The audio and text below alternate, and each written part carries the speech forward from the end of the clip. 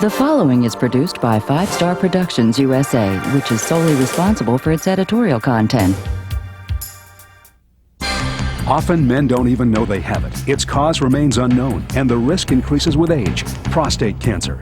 While early detection is the key to survival, what are the treatment options for those in the advanced stages? Are there possibilities to eventually be cancer-free?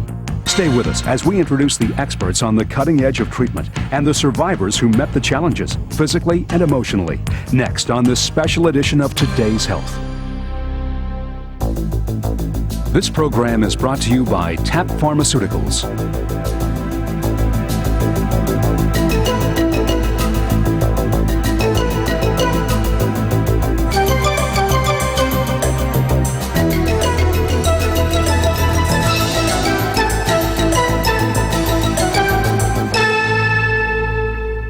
Many men consider themselves the strong, silent type, but fortunately, enough of them have broken that mold. They're now speaking out about a subject that was once taboo, and the result is saving lives every day. Hello, I'm Robert Urich, and this is Today's Health. In this special edition, we'll focus on prostate cancer, taking a candid look at 4 very special yet very different prostate cancer patients.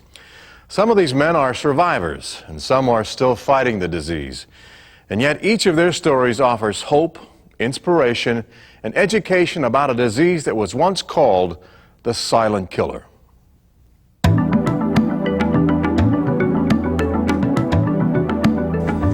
People are living longer today than at any time in history.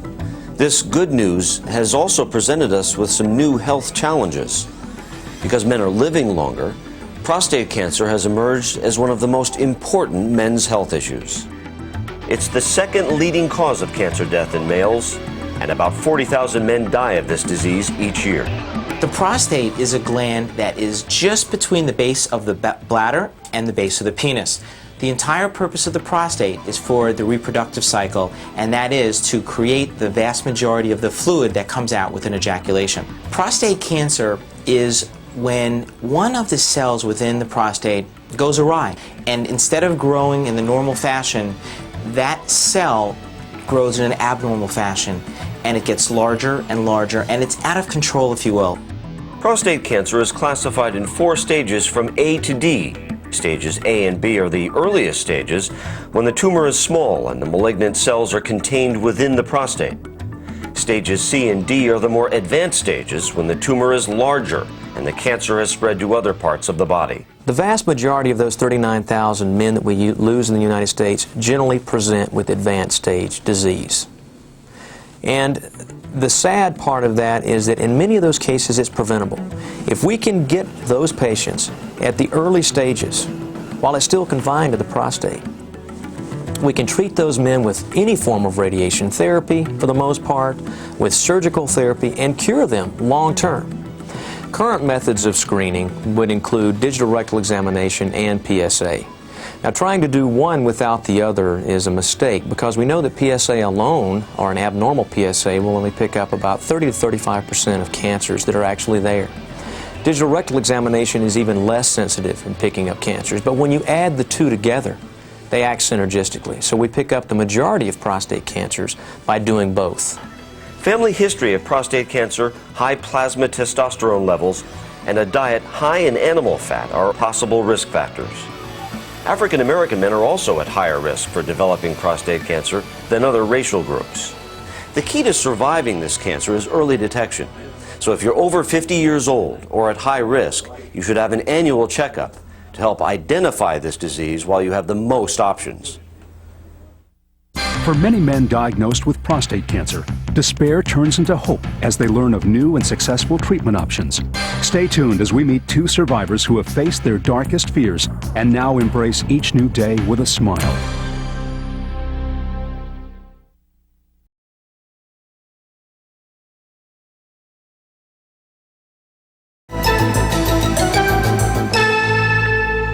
The key to treating prostate cancer lies in understanding it. Although the exact cause is still unknown, researchers and doctors have come to a better understanding of how it develops and progresses. As our next story shows, early detection and knowing all your treatment options can yield significant benefits to both the doctor and the patient.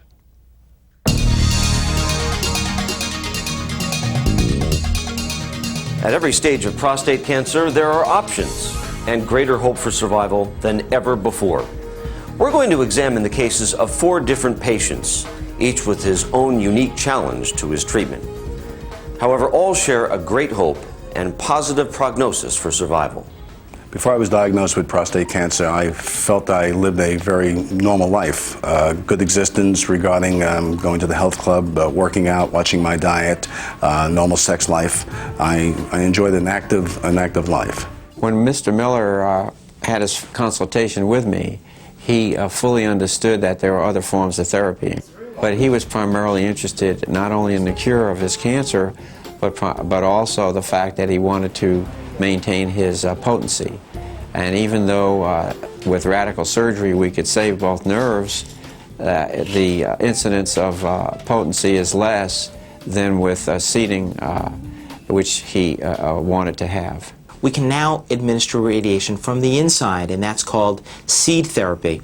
That's gotten quite popular over the last decade, and by use of computer and by use of X-ray, we can figure out the exact placement of seeds so that the prostate can be radiated, if you will, from the inside. However, his elevation of the PSA over 10 required that he have more than just seeding. The PSA, which stands for prostate-specific antigen, is produced by the cells that form prostate cancer. The normal PSA would be anywhere from 0 to 4.0. And we set up a meeting with the head of radiation, and we came out with this trifold program, which was 3 months of hormone therapy, Luprin, 12 weeks of radiation, and then seed implants. We now have external beam radiation therapy where the ports are outside of the body and we deliver the radiation therapy. Unfortunately, many of those patients, the first 2 or 3 treatments will have some nausea, they will feel some weakness, but generally they tolerate it very, very well, especially the 3D conformal where we can focus the radiation therapy onto the prostate and prevent some of the scatter. Some days you don't have any feelings at all. You just go to radiation in the morning like I did, and you're okay the rest of the day. Some days you feel very weak, and at points you just have to lie down and rest. They call it radiation hangover, and you really feel hungover sometimes. But as a whole, going through the radiation, that every day you do it is every day you're going to get better. So you have to have that positive mental attitude.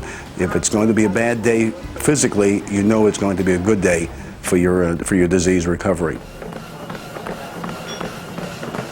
The seed implant was July of 2 years ago, so I've been, for 2.5 years, I've been without therapy. My current PSA, which was 2 weeks ago, was 0.02. The doctor was smiling and cheerily said to me, "Keith, you're going to make it." With prostate cancer, as the disease progresses, treatment options change. Our next story takes a look at one man's ongoing battle and how new ways of thinking and advances in treatment may offer encouragement for those men suffering with the more advanced stages of this disease. When prostate cancer is detected at stage C, it can present an individual with a number of alternatives to consider and options to discuss. No patient's therapy is exactly like another. When the doctor indicated to me that I do have cancer, I was devastated. I was emotionally drained, shocked, however you want to describe it. For Mr. Sims, we've literally had to use almost our full gamut of treatments to try to treat his prostate cancer. Originally, when we met Mr. Sims, we felt that there was a reasonable chance that his tumor may be prostate confined. So our original therapy was to take the prostate out, and at that point we felt that we had a reasonable chance of cure. However, after the surgery, we found that microscopically there was some invasion of the cancer just beyond the confines of the prostate. That changes the stage of the prostate cancer to what we call a stage C.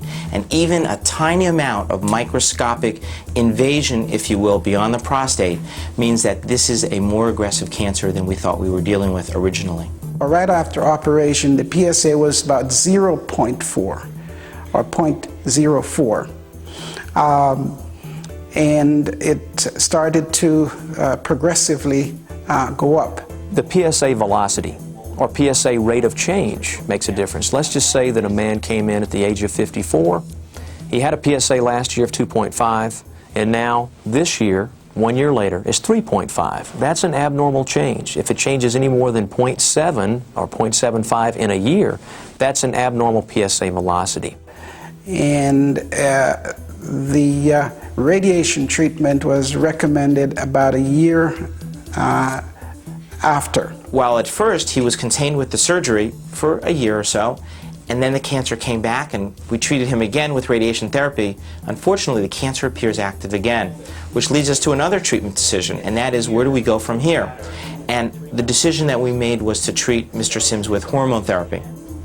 And hormone therapy revolves around the fact that we're trying to not give hormones, but take hormones away from the prostate. The prostate relies on testosterone as growth food to actually grow, and it relies on testosterone for the cancer to actually grow. So what we do is we take that growth food away, and that takes the prostate cancer and puts it at bay by removing the growth food. Now that I'm on the hormonal treatment, my PSA reading is at 0.1. And it's been holding at that level for 3 or 4 months. I feel good about that. My doctor is excited about it because finally, something is working. Coming up, we'll meet a man who is battling stage D prostate cancer. His rigorous treatments and positive outlook have made a major difference in his survival. Also, we'll hear from an NFL legend who will explain the importance of early detection. Stay with us.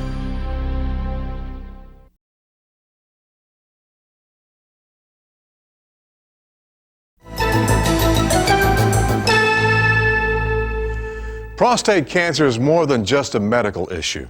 For many men and their families, the emotional challenges they face can be just as important as the disease itself, especially if the disease continues to progress despite the best efforts of modern medicine.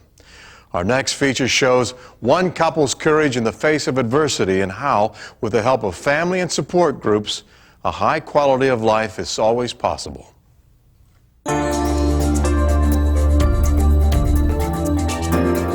For some people, prostate cancer can advance to stage D, a very high-risk dilemma.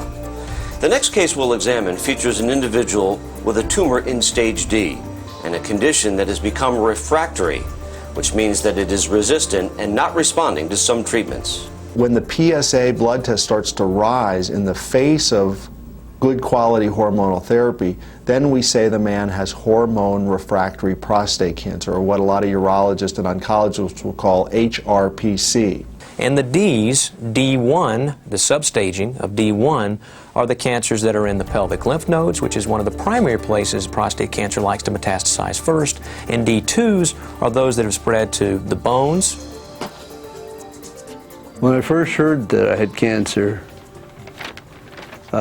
all I could remember was that during the war, World War II, my father died of it.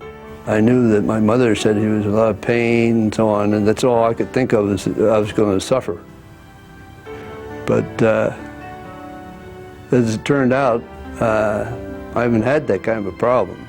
Colonel Fitzpatrick started on the hormonal therapy in 1991, latter part of 1991.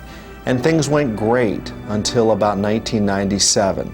And then in 97, the PSA started to rise. Now, Colonel Fitzpatrick typifies a guy in the late 90s and now in 2000 who's a standard presentation with hormone refractory prostate cancer, which means a rising PSA on hormonal treatment. I'm very positive on my outlook for the future. I have confidence that the people working on prostate cancer problems are going forward at a very, very fast rate, and there's a lot of prospects for all kinds of new treatments. We know in the old days, when a guy had traditional hormone refractory prostate cancer, where it was simply worsening of bone pain or new areas on a CAT scan or bone scan. If you tried to use chemotherapy then, it wasn't very effective because we were already dealing with far advanced cancer. With the PSA blood test, we're able to pick up this hormone refractory prostate cancer much earlier before we'd see the changes on a CAT scan or bone scan or before a fellow would get worsening of symptoms. And if we start new treatments, if we start chemotherapy, for example, earlier in the course of hormone refractory prostate cancer, or perhaps gene therapy, or perhaps other anti-angiogenesis or chemicals that would prevent a tumor from growing new blood vessels or some other innovative treatment. If we started earlier, perhaps we're going to get better results. I feel that after going to the meetings, listening to Dr. Mao and all the research they're doing on this, that they will come up with something after the treatment he's on has more or less lost its effect, that they will have something new for him. He's just a wonderful person, and I'm so happy I have him, and I want to keep him for a long, long time. As with most diseases, early detection is critical to a successful cure. Pay close attention as our next survivor, Len Dawson, a Hall of Fame athlete who played in the NFL for 22 years and still enjoys a successful broadcasting career that has spanned 3 decades, explains how early detection and treatment has allowed him to continue to live the full and active life he always enjoyed. When prostate cancer is detected early in stages A or B, the prognosis is extremely positive. There are many options to consider and a good possibility of being totally cured. You may remember Len Dawson as the quarterback for the Kansas City Chiefs, but most people don't realize that his greatest battle was not on the playing field. You know, I'm a lucky guy. I've always felt that way. One of the reasons is I'm the 7th son of a 7th son, and I've been lucky. Been lucky in my career, both in football and broadcasting, and I really got lucky with prostate cancer because my wife made that appointment for me, because I went in and it was detected early. It was contained within the prostate gland, and they could take care of it and get it out of my body. Had I waited, you know, bear in mind I had had a physical probably 10 months prior to discovering I had prostate cancer, and they didn't find anything.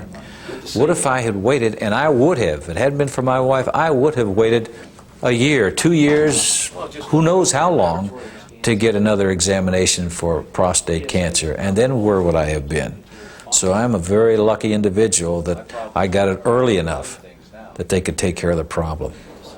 I know there's a lot of men out there that are fearful of prostate cancer. You know, and you get scared. Hell, I was scared. What's wrong with being scared? And particularly, you're going to be fearful if you don't know what is going on.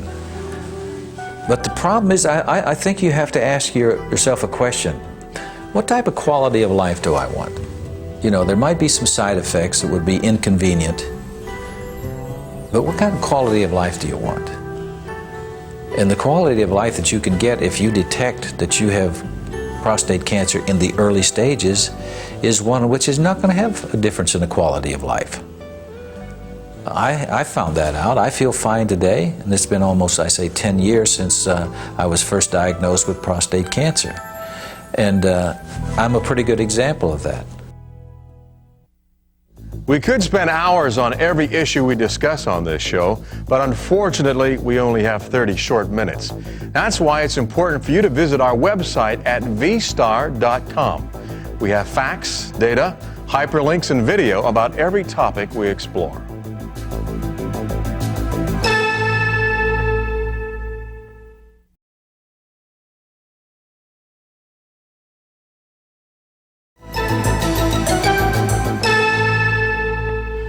There is no doubt that prostate cancer is a serious disease. However, it's no longer the death sentence it once was. With early detection, the involvement of your family, your physician, and most importantly, yourself, life can continue, and the quality of that life can be exceptional.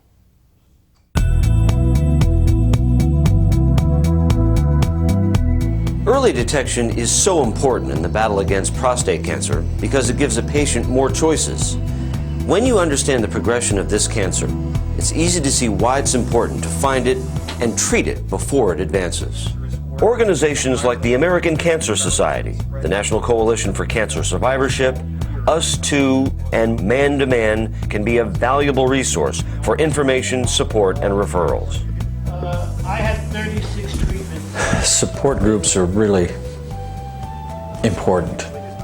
I can't tell you the number of calls that I have had from men and women asking me about prostate cancer, because most of us, I'm talking about men, my age, we don't know anything about it. I didn't know anything about prostate cancer, the prostate gland, what it did, and there's so much that we should know about it.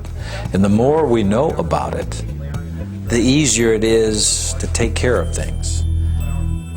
With early detection and current treatments, life can continue for people dealing with prostate cancer. It's important for men over the age of 40 to know that they are at risk and to take proper steps to diagnose the disease early so as to maximize their options. Cancer is always a frightening diagnosis, and for men with prostate cancer, it's a serious challenge. Fortunately for most men, it's a battle that can be survived.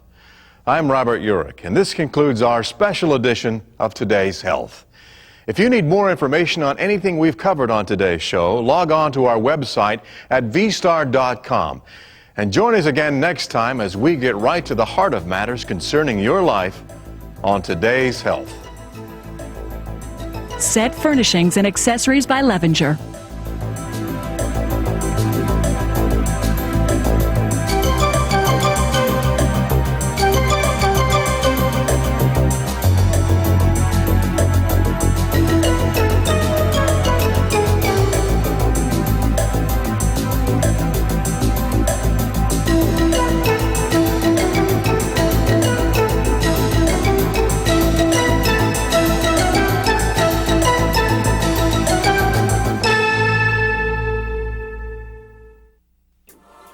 This has been a presentation of 5 Star Productions USA, which is solely responsible for its editorial content.